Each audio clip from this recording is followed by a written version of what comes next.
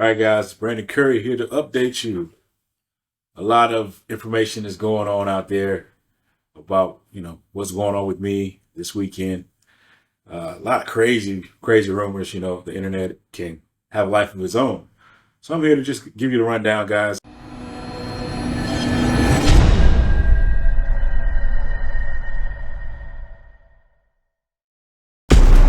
All right, what's going on, you guys? Nick here with NICKS&P. I've got a couple of interesting stories for you guys today. The first story that I've got for you guys, we finally have a statement directly from the source himself, Brandon Curry, on what exactly is going on, what happened, why he was in the hospital, and why he missed the press conference and athletes meeting Thursday/Friday. So he basically confirmed what Abdullah said to me yesterday. It's not food poisoning. It was just his throat. And what he says was, it was a series of ulcers in his throat, which is really, it could be serious, it could not be, depending on how bad they are, but overall, not life-threatening. Ulcers can be caused by a number of really common things: acid reflux, spicy food, smoking. A piece of food could have scraped his esophagus and then it turned into an ulcer. It could really be a myriad of causes. So this is good news, primarily because it means Brandon is healthy. Also because it means he is in fact competing, so he confirmed what Abdullah said yesterday as well. But more importantly, that when he does compete, it doesn't seem like there's much risk from this. And the reason why he got checked out was to be, on the safe side, which is really good. He should. He said something doesn't feel right, so he went to the hospital to get it checked out. Obviously, if it were something more serious, he wouldn't want to compete and put himself at risk. So a really good lesson here in personal responsibility. Brandon doing everything that he's supposed to do to make sure he's healthy when he does compete, which is going to be tonight at the prejudging. But I'm going to roll Brandon's clip here so you can hear everything that he said. All right, guys, Brandon Curry here to update you.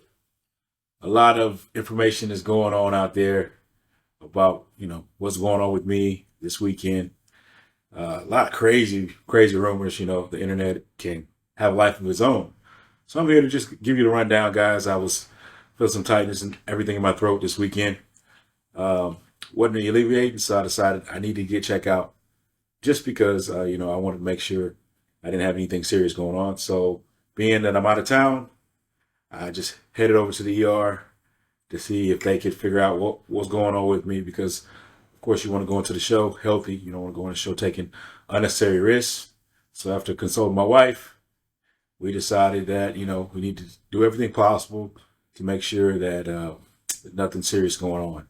So I stayed there, had every test that they could ran on me, and they concluded that, basically I had some ulcers that I didn't know I had flare up. So it wasn't really a life-threatening situation. After being monitored, looked over by doctors and tested, they finally came to the conclusion that I was cleared and free to go, free to compete. So made sure everything was checked out. And guys, I'm here, man. I'm here, healthy and ready to step on stage. Just trying to be a responsible athlete. I know the Olympia and the IFBB Pro League go above and beyond and trying to keep us safe, trying to make sure that the athletes are okay. But guys, it's also our responsibility to make sure we don't do anything stupid. So I encourage all my fellow athletes competing at a high level or even amateur level, take care of yourselves, guys. If anything going wrong, maybe it's the simplest thing, go get checked out, be responsible, because, this is just one show. And you got your whole life ahead of you, so you need to be responsible, guys. And that's just my advice to you. So even though this may have been minor, it took me away from some of the meetings and everything, I just had to make sure I was responsible and knew what was going on before I committed myself to competing in the show. And now that I got clearance, I'm whole burden is lifted off my chest, and I'm free to compete, and I'm ready to battle. This is going to be a great Olympia, guys. So stay tuned. Now, next up in the news, we got an update from one of the biggest names in this lineup, a guy that's likely going to be top 3. And it's very rare that we get an update from one of the big name guys the day of prejudging. Prejudging is tonight. And we got this update from Samson Dauda in his hotel room posing for Milos. And Samson looks incredible here. He looks massive. Look at his legs. His legs are huge, deep, chiseled separation. He looks fantastic here. And he said at the press conference he's going to be bringing something special, and he's going to shock a lot of people. And even though nobody posed or anything at the press conference, nobody took their jackets off, and they were all wearing these big sweatshirts, And even though you only had Derek, Hadi, and Samson representing open bodybuilding at the press conference, Samson looked massive sitting next to Hadi. Even in the jacket, he looked huge.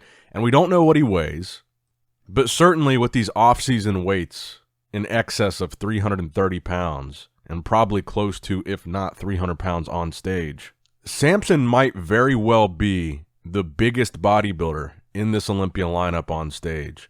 Even Michael Krizo doesn't get up over 300 pounds in the offseason. And Andrew Jack is probably going to be the closest to Samson Dauda's weight on stage, but he's taller. And a lot of the reason for that weight is his height. So Samson probably pound for pound will be the biggest, most muscular athlete on that stage. And of course, he's coming into the Olympia off that massive Arnold Classic victory. And he even acknowledged at the press conference that one of the things he's most known for is his ability to rapidly improve and transform his physique.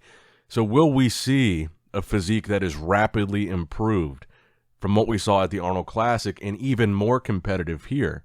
I have a feeling based on all these factors that this will be Samson's highest Olympia placing to date, his best Olympia package ever. And I have a feeling that not only will he be in that top 3, but I think he will be in serious contention for consideration of winning the show.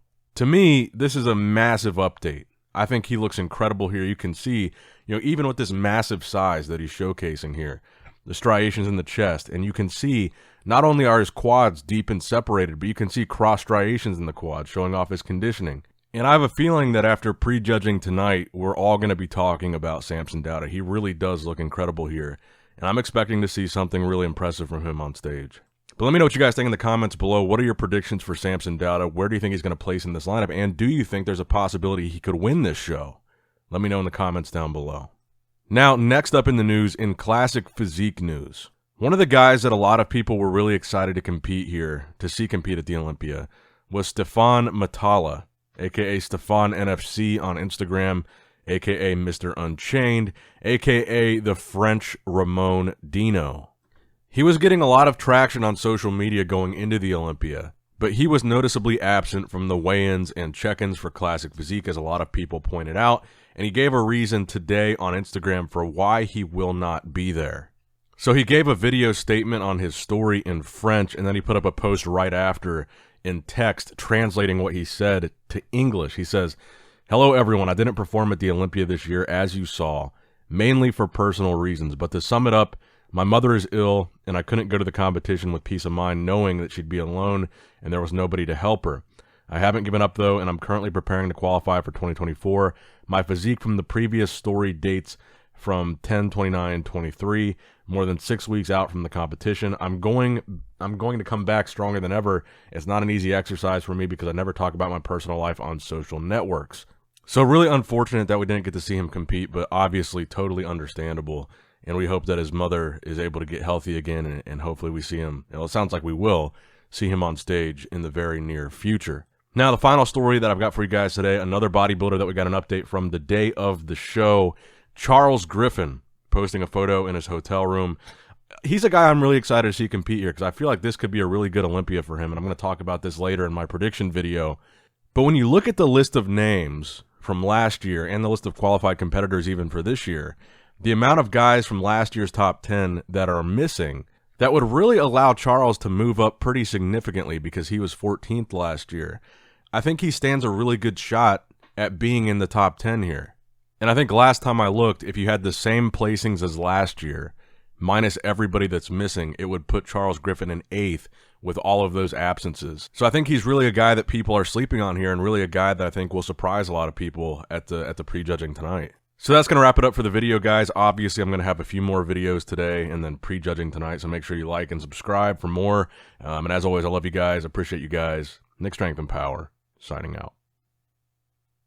All right, guys, don't forget to click that like button and subscribe to this channel if you enjoy the content. Also, check out my Instagram at NickStrengthPower. my Facebook page, which is simply Nick Strength and Power, my secondary YouTube channel, Nick Strength and Vlogs, for vlogs and bonus content that you will not see on this channel, and consider subscribing to my third YouTube channel, Nick Strength and Pokemon, which is all things Pokemon and trading card games, completely unrelated to this channel. So if you're into that, give that one a look. And all links to merchandise and social media will be in the description box below. If you guys want a Nick Strength and Power t-shirt, that will be in the Shopify link below. Have a great day.